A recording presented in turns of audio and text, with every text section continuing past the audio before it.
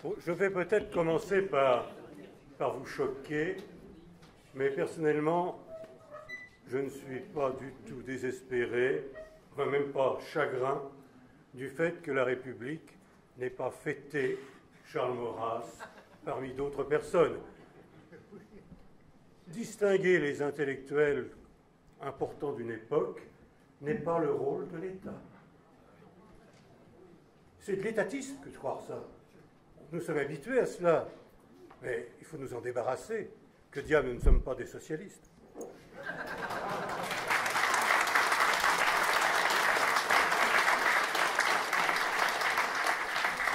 Alors, moi, je suis un peu gêné parce que je vais vous parler de Maurras, poète. Alors qu'on nous parle de l'invasion que subit la France, de la décadence des institutions, des mœurs, de notre abaissement politique international, moi je viens vous parler de poésie. On pourrait dire c'est un peu léger. Parce que pour les Français, la poésie, en général, la République nous habitue à ça, d'ailleurs, l'enseignement républicain nous est habitué à ça. La poésie, c'est superficiel, c'est mignonne, allons voir s'il arrose. Mais la grande poésie philosophique, religieuse, on l'écarte bien de l'enseignement. Elle poserait des questions auxquelles il ne faut pas qu'on réponde à l'école. Eh bien si, c'est à cette poésie-là que nous allons nous adresser. Je vais vous parler de Maurras, poète. Maurras, poète, mais c'est un polémiste, c'est un homme d'action, c'est un dialecticien implacable, polémiste. Alors, poète, Charles Maurras, homme d'action, qui écrivit dans un journal quotidien de mars 1908 à août 1944. Quand ses militants sont assassinés avec impunité en 1925, il menace de représailles. Qui donc? Mais le ministre de l'Intérieur en personne, Abraham Schramek, un nom français. Et lorsque la folle politique de la France, dans les sanctions contre l'Italie, à propos de la guerre d'Éthiopie en 1935, menace la paix, Charles Maurras dit, écoutez, si jamais il y a la guerre, avant de partir rejoindre votre régiment, vous avez bien un couteau de cuisine pour en finir avec votre député. Bon.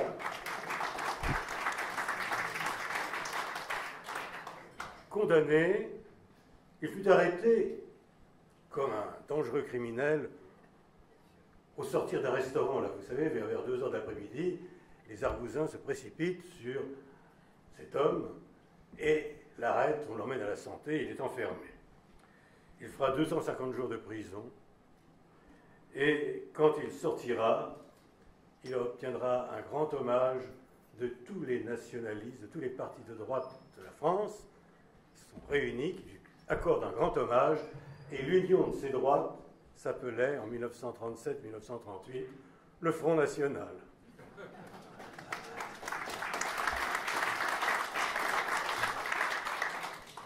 Donc, poète Charles Maurras, oui, poète. Et pourtant, nous avons vu le discours préliminaire de l'enquête sur la monarchie ou les analyses serrées des réponses, un dialecticien terrible. Il fonde son empirisme organisateur sur la méthode littéraire de Sainte-Beuve, sur la philosophie d'Auguste Comte. Nous sommes loin de la poésie. Est-il donc important d'étudier Maurras, poète? Oui, car il fut toujours poète, et on peut dire essentiellement poète. Tous les gens qui l'ont bien connu le disaient, à commencer par Léon Daudet. Finalement, Charles Maurras a exprimé sa pensée 3 fois, en disant de 3 manières. Par la manière romanesque, le conte, le roman, les contes du chemin de paradis, le monde Saturne, le roman qu'il écrivit en 1950 et qu'il avait conçu beaucoup plus tôt.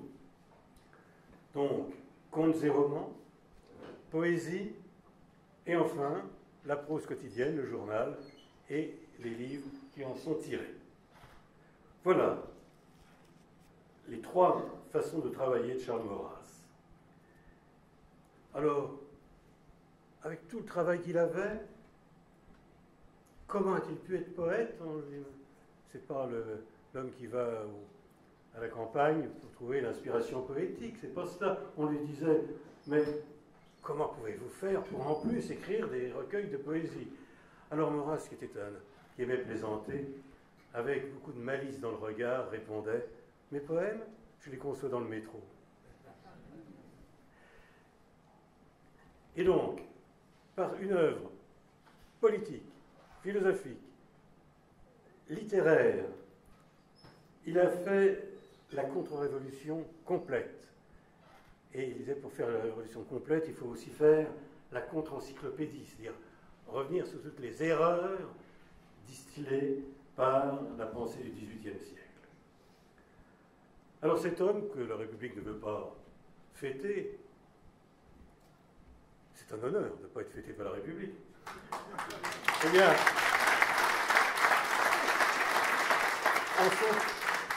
en son temps, il fut salué par les écrivains de toute tendance. Marcel Proust, israélite de Dreyfusard, admire Charles Maurras. André Gide, qui est l'âme de la Nouvelle Revue française, qui est, disons, le rival de la Revue universelle, qui est classique et d'Aef, eh bien, André Gide salue Maurras. Paul Valéry, le poète Paul Valéry, salue Maurras.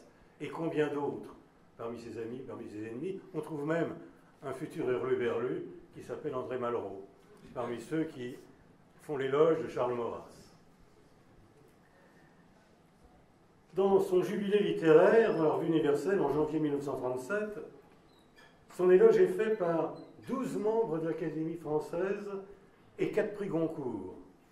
C'est quand même pas mal pour quelqu'un qui sera recalé par la Ve République en 2018. Il sera élu à l'Académie française lui-même en 1938, après un échec de 1923 contre quelqu'un qui n'a pas tellement laissé son nom à la postérité et qui s'appelait Célestin Jonard, dont toute l'œuvre littéraire consiste en un gros rapport administratif. Mais on l'a préféré à Maurras à ce moment-là. Alors, pour parler d'un poète, je ne vois qu'une seule chose à faire, c'est de lire un poème. On ne dit pas « c'est un bon poète » en soi, il faut avoir des preuves et voir de quoi il nourrit sa poésie. C'est pourquoi j'ai prévu de vous lire une synthèse quasiment de la poésie de Maurras dans un de ses ultimes poèmes de juin 1950, sa célèbre Prière de la fin. Et donc nous avons là tout Maurras dans une œuvre poétique. Je vais essayer de ne pas en faire un commentaire de texte. Moi, je ne vais pas jouer au professeur, je suis à la retraite maintenant. La prière de la fin. Poème écrit à Clairvaux. Ce n'est pas un hôtel de luxe, c'est la prison.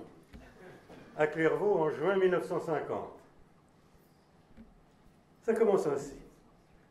Seigneur, endormez-moi dans votre paix certaine, entre les bras de l'espérance et de l'amour. Ce vieux cœur de soldat n'a point connu la haine, et pour vos seuls vrais biens, abattu sans retour. Une prière. Charles Maurras, qui passe pour agnostique, qui a toujours, catholique de naissance, catholique de formation, perdu la pratique religieuse et confronté à de gros problèmes avec la question problème du mal dans son adolescence, toute sa vie, il s'est battu pour essayer de retrouver la foi par la raison. Un homme de pareil pouvait tenter cela, retrouver la foi perdue par la raison. Il n'a pas pu. Il finira par la retrouver grâce à la petite voix de sainte Thérèse de Lisieux. C'est tout un enseignement théologique. Donc, endormez-moi dans votre paix certaine. Ah, il veut la certitude, non pas dire je crois en Dieu comme ça, oui, non, il veut la certitude de la foi. Endormez-moi dans votre paix certaine, entre les bras de l'espérance et de l'amour, ce vieux cœur de soldat n'a point connu la haine. Ah, Charles Maurras, si on demandait à Madame le ministre de la Culture, il dirait il a haï les Juifs, par exemple. Et maintenant, ce vieux cœur de soldat n'a point connu la haine. Il a connu la détestation de l'erreur, mais jamais la haine des individus. Comme il dit, un jour dans Votre Belle aujourd'hui, j'ai souvent dit à bas les ceci ou cela, à bas la République, j'ai jamais dit moraux, c'est toujours à bas, c'est-à-dire les remettre à leur place, et non pas les tuer. Le combat qu'il mena fut pour une patrie, pour un roi, les plus beaux qu'on ait vus sous le ciel, la France des Bourbons, de Mesdames Marie, Jeanne d'Arc et Thérèse et Monsieur Saint-Michel. Donc il affirme son combat pour la France royale, pour un roi, les plus beaux qu'on ait vus pour le ciel, et on va l'expliquer. La France des Bourbons, l'apogée de la monarchie, de Mesdames Marie, la Sainte Vierge. La Sainte Vierge pour laquelle Maurras a toujours eu une dévotion, même dans la nuit de la foi. Il gardait sa dévotion à la Vierge Marie. Et on connaît beaucoup d'académiciens qui, lors de leur discours de réception à l'Académie, aient chanté la Sainte Vierge dans plusieurs pages. Et c'est ce qu'a fait Charles Maurras. En dénonçant Martin Luther, qui l'a chassé du ciel allemand à l'époque.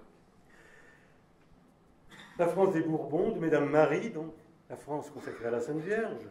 Jeanne d'Arc, ce combat de Jeanne d'Arc, si important dans le combat nationaliste, et tous les ans, Maurras écrivait un article, La politique de Jeanne d'Arc. Et Thérèse, Sainte Thérèse, et Monsieur Saint-Michel, l'ange gardien de la patrie. Voilà pourquoi s'est battu Maurras. Il continue sa méditation et sa prière. Notre Paris jamais ne rompit avec Rome. Rome d'Athènes en fleurs a récolté le fruit. Beauté, raison, vertu, tous les honneurs de l'homme, les visages divins qui sortent de ma nuit. Notre Paris jamais ne rompit avec Rome. Lorsque Pie XI mourut, il y a eu dans l'Action française un très bel éloge de Pie XI par Charles Maurras. Il a voulu totalement oublier ce que Pie XI lui avait fait pour ne voir que les bons aspects du pontificat. Et puis, notre Paris jamais non plus avec Rome, c'est aussi une allusion à la tentation de rompre avec Rome qu'il y eut sous Louis XIV. Et Bossuet dit, on peut s'opposer à Rome, mais jamais rompre avec Rome. Vous avez là encore cette affirmation, je suis romain, dit Maurras. Je suis romain, en tous les sens d'être romain. Rome d'Athènes en fleurs a récolté le fruit. Rome a récolté le fruit d'Athènes, c'est-à-dire de la civilisation grecque. Beauté, raison, vertu, tous les honneurs de l'homme, les visages divins qui sortent de ma nuit. Donc on a beauté, raison, vertu, ce sont les fruits de la civilisation que la France a reçus d'Athènes et de Rome. Athènes, avec la Rome antique se transformant en Rome chrétienne. Et l'ensemble de cette civilisation classique et chrétienne est transmis à la France. Les visages divins qui sortent de ma nuit, sa nuit, il revient plusieurs fois sur la nuit, sur l'obscurité, c'est la nuit de la foi. L'homme qui voudrait croire et qui ne peut pas, et qui a tellement de scrupules qu'il se tient à l'écart, qui dit « je ne crois pas, je suis agnostique ». Mais non, il n'a jamais été vraiment agnostique. Simplement, sa foi était de très mauvaise qualité, à cause de ce problème du mal. Alors maintenant, il va nous faire un aveu. « Car Seigneur, je ne sais qui vous êtes. J'ignore quel est cet artisan du vivre et du mourir. Au cœur appelé mien, quelles ondes sonores ont dit ou contredit son éternel désir. Je ne sais qui vous êtes. » Mais il n'est pas allé jusqu'au Christ Rédempteur. Pas encore. Et pourtant, Saint Pie avait découvert très tôt à quel point Maurras était un grand défenseur de la foi. On le rapporte à Maurras. Le pape a dit que vous étiez un grand défenseur de la foi. Il dit, oh non, il n'a pas pu dire ça, il a dû vous dire un grand défenseur de l'Église, della Chiesa. Non, dit son correspondant. Il n'a pas dit della Chiesa, il a dit della fede, de la foi. Maurras, grand défenseur de la foi. Voilà ce que disait le pape. Donc je ne sais qui vous êtes. J'ignore quel est cet artisan du vivre et du mourir. Donc je crois en Dieu, mais je ne sais pas qui c'est encore. Il est sur le point de revenir à la foi, mais ce n'est pas encore fait. Et je ne comprends rien à l'être de mon être. Je dis un jour, j'ai eu des certitudes en tout, sauf en métaphysique. Je ne comprends rien à l'être de mon être. Tant de dieux ennemis se le sont disputés. Ces dieux, ce sont différentes tendances qui se disputent l'intelligence de Maurras. Et alors, il atteint le grand âge. Mes os vont soulever la dalle des ancêtres. Je cherche en y tombant la même vérité. La même vérité, c'est la vérité que ses ancêtres ont crue. Donc retrouver la foi des siens. Et il va maintenant, après s'être plaint de cette nuit de la foi, il va demander à croire. Écoutez, il prie. Écoutez ce besoin de comprendre pour croire. Comprendre pour croire. Pas du fidéisme, hein. Comprendre pour croire. Est-il un sens aux mots que je profère? Est-il, outre leur labyrinthe, une porte de gloire? Ariane me manque et je n'ai pas son fil. Le dialecticien génial n'arrive pas à résoudre son problème du mal. Il lui faudra l'intercession du Carmel de Lisieux. Et il termine, « Comment croire, Seigneur, pour une âme que traîne son obscur appétit des lumières du jour ?» On avait la nuit tout à l'heure, ma nuit, maintenant obscur appétit des lumières du jour. Dans sa nuit, il cherche la lumière. « Seigneur, endormez-la » son âme. Endormez-la dans votre paix certaine entre les bras de l'espérance et de l'amour. Donc il reprend les vers du début. Seigneur, endormez-moi dans votre paix certaine entre les bras de l'espérance et de l'amour. Seigneur, endormez-la, mon âme, endormez-la dans votre paix certaine entre les bras de l'espérance et de l'amour. Voilà, c'est dans son second recueil, La balance intérieure, les deux grands recueils de poésie de Maurras, La musique intérieure et La balance intérieure. C'est dans ce second recueil que l'on trouve cette magnifique prière de la fin qui fut fort admirée. Et parmi les ennemis farouches de Maurras, j'en vois un qui a pour une fois admiré Maurras. C'est François Mauriac. Oui, François Mauriac qui aimait tellement Saint-Pie qu'il a dit le jour où il a mis sa canonisation, « Ce saint-là n'est pas de ma paroisse. » C'est beau la charité. Voilà, donc, la poésie de Maurras est à l'origine de tout dans sa pensée. Il écrit dans son livre « Quand les Français ne s'aimaient pas », notre nationalisme commença par être esthétique. C'est par l'esthétique, c'est par la littérature, la poésie qu'il a conçu les lois de l'ordre et donc les lois de la vie. Donc, c'est un tout. La pensée de Maurras forme un tout.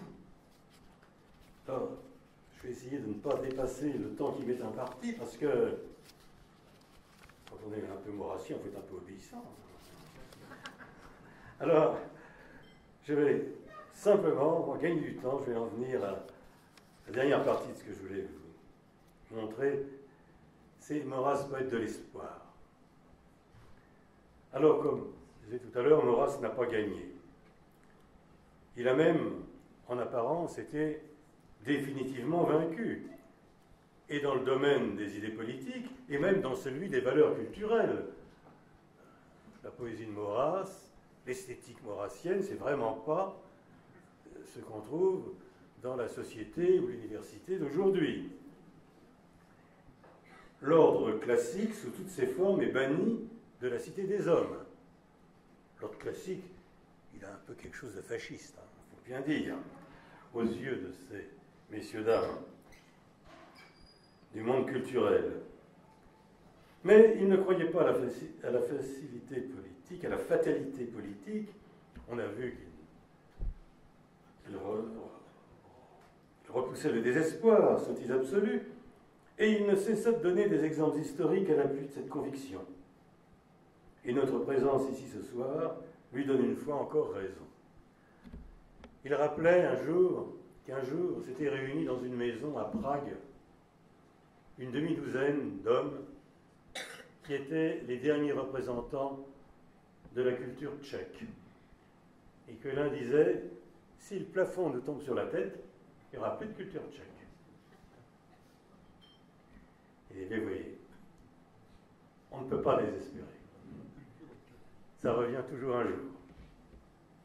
Rien n'est fini, ni sur le plan intellectuel, ni sur le plan politique, car l'histoire nous enseigne que le moment où l'Empire, quel qu'il soit, commence à se complaire dans son invisibilité, c'est juste le moment où il commence à entrer en décadence.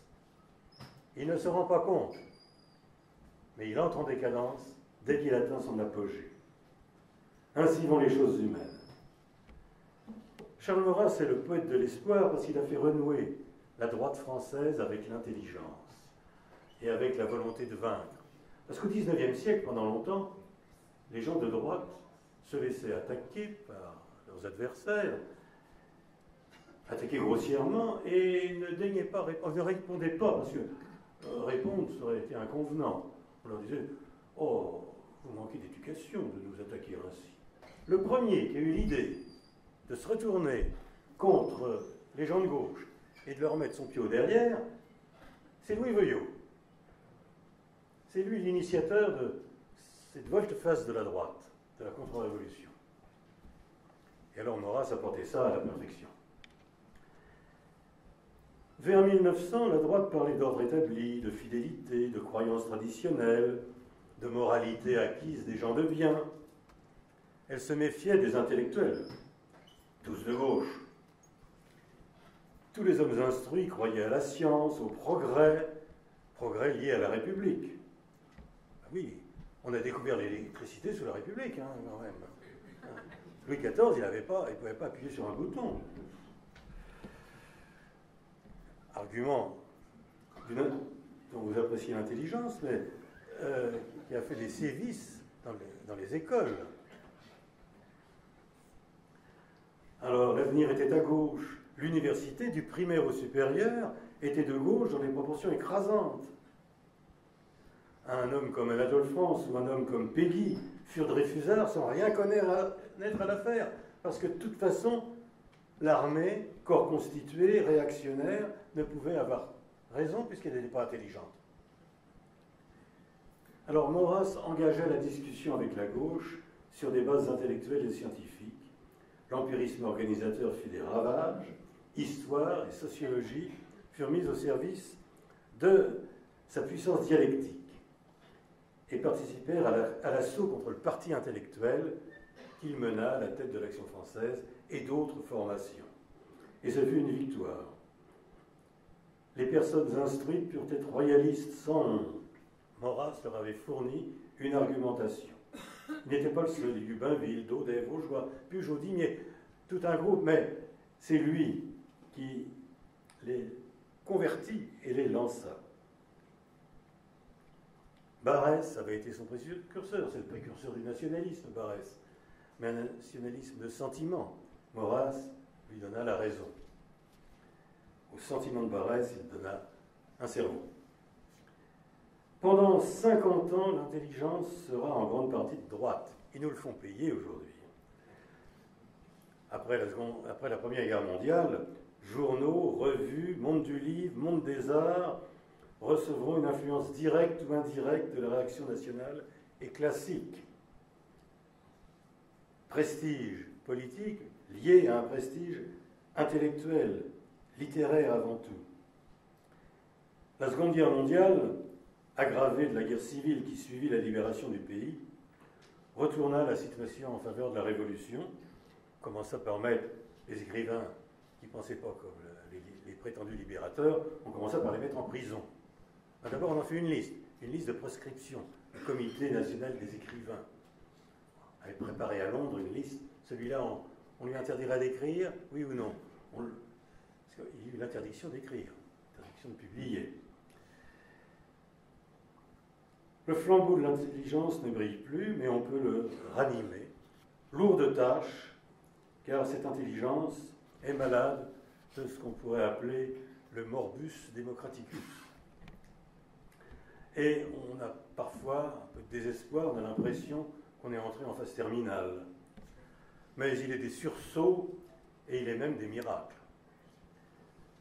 Maurras s'est toujours élevé contre le déterminisme historique. Tout s'enchaîne et plus qu'un autre, il a exposé et expliqué les enchaînements inéluctables. Quand on a accepté d'être démocrate, on ne s'étonne pas de devoir un jour marcher à quatre pattes ou la tête en bas. C'est dans la logique des choses.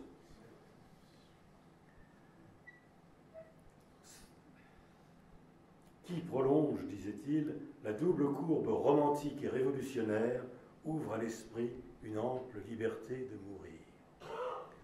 Car à la base de la révolution intellectuelle, politique et culturelle, Maurras mettait ce qu'il appelait les 3 R. Le premier R, c'est la réforme, qui brise l'unité chrétienne, la Renaissance. Le second R, c'est le romantisme, que l'on trouve déjà tout fait dans Rousseau.